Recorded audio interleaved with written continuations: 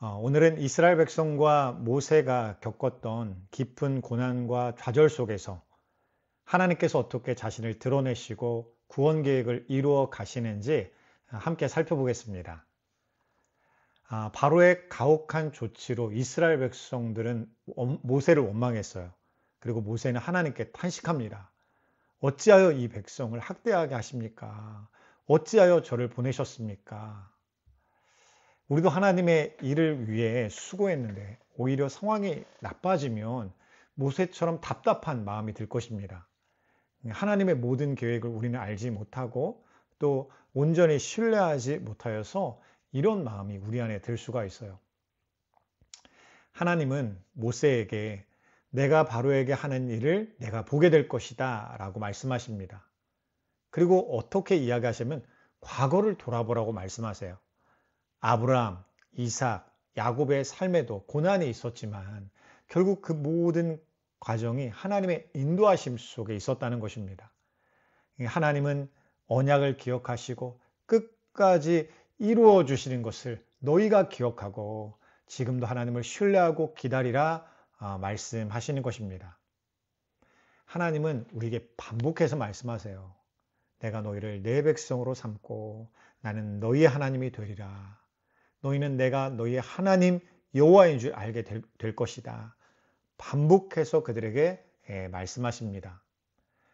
구원의 과정을 통해서 그들의 신앙이 달라지고 하나님 백성으로서 정체성이 뿌리 내리게 하시겠다라는 하나님의 의지와 약속이 이 가운데 있는 것입니다.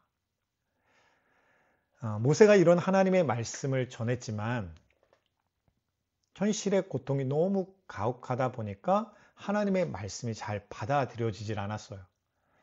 그래서 모세는 다시 하나님께 호소합니다.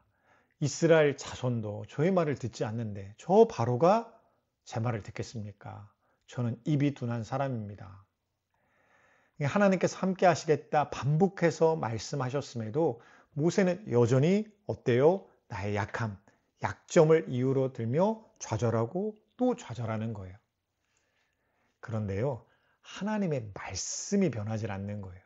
상황은 달라져도 하나님은 여전히 모세에게 더욱더 신뢰하라 라고 말씀하시는 것입니다. 사람을 설득하고 변화시키는 것은 우리의 능력에 있지 않습니다. 오직 하나님의 진리와 그 은혜만이 우리를 변화시킬 수 있습니다. 그러다가 이제 중반을 오면 갑자기 모세와 아론의 족보가 등장하는데요. 이것은 하나님의 구원의 역사가 어떻게 이루어져 가는지를 보여주시는 거예요. 이 족보는 모세와 아론이 완벽한 사람이 아니라는 것을 보여줍니다.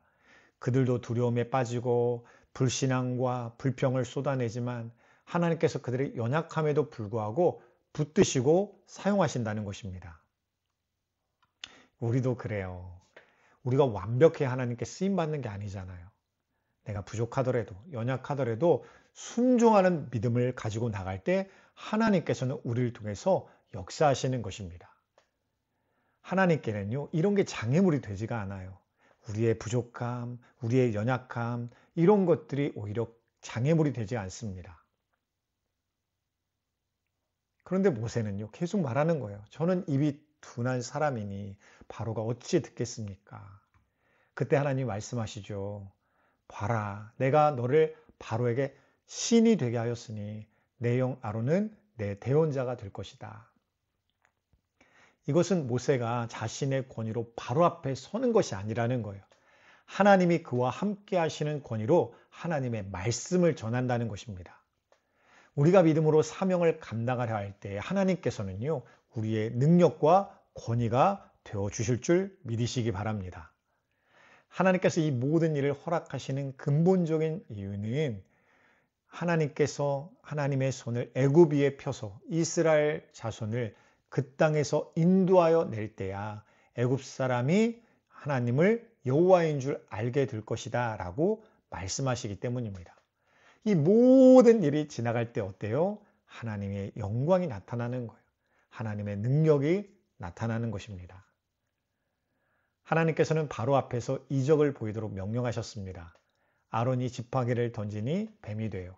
바로의 술객들도 똑같이 행했지만 아론의 지팡이가 그들의 지팡이를 삼켜버립니다. 근데 겉으로는 비슷하게 보여요. 근데 어때요? 결국엔 차이가 나는 거예요. 생명과 진리는 반드시 차이가 나는 것입니다.